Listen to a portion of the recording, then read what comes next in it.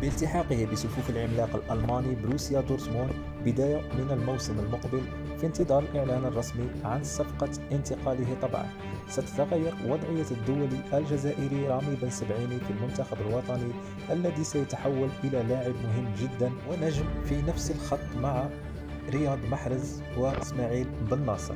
ينتظر أن يدخل المدافع الجزائري رامي بنسبعيني مرحلة جديدة في مشواره الكروي عندما يصبح لاعبا في صفوف نادي بروسيا دورتموند، ثاني أكبر نادي في البطولة الألمانية بعد بايرن ميونخ وأحد أكبر الأندية في أوروبا. وهو تطور رائع في مسيرة اللاعب الجزائري الأنيق الذي يمتلك من المؤهلات ليكون في منصبه من بين أفضل المدافعين في العالم، علما أنه حاليا من بين أبرز المدافعين الهدافين. ومنذ أسابيع قليلة فقط كانت بعض الأطراف والمصادر الإعلامية في الجزائر تشكك في المستويات التي يقدمها بنسبعيني وإمكانية خسارته لمكانته الأساسية في المنتخب الوطني، سيما مع المنافسة القوية التي ستكون مع التحاق ريان أيت نوري وجوان حجان، إلا أن ذلك لم يؤثر على معنويات ابن الجسور المعلقة الذي فرض نفسه كلاعب محوري في التشكيلة الوطنية اعتبارا أنه متعدد المناصب،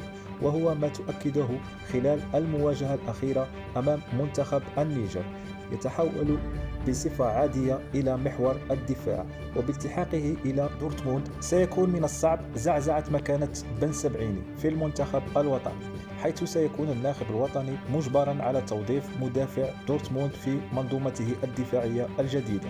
ومنذ التحاقه بالبطولة الألمانية في صفوف مونشنغلادباخ تمكن مدافع الخضر في فترة وجيزة من فرض نفسه في التشكيلة الأساسية للفريق، ليخطف بعدها الأضواء ويتحول إلى لاعب مطلوب من طرف عديد الأندية الألمانية والإيطالية وغيرها. وكان بروسيا دورتموند يرغب في التعاقد مع بنسبعيني خلال الميركاتو الشتوي الماضي، لكن بعد التفاصيل ورغبة فريقه مونشنغلادباخ الاحتفاظ به عطلت الصفقة والتي تأجلت للصائفة القادمة. وقبل حط حقائبه في مونشنغلادباخ بدأ رامي بنسبعيني قصته مع كرة القدم في الجزائر من بوابة أكاديمية أتلتيك بارادو التي فتحت له باب المنتخب الوطني الذي فتح له بدوره باب الاحتراف في أوروبا، وكانت البطولة البلجيكية المحطة الاحترافية الأولى له في صفوف نادي ليرس، لينتقل بعدها إلى فرنسا أين لعب لمونبولييه ثم رين. وينتظر أيضا أن ترتفع قيمته السوقية لبنسبعيني، حيث تبلغ قيمته حاليا 20 مليون يورو حسب موقع ترانسفير ماركت.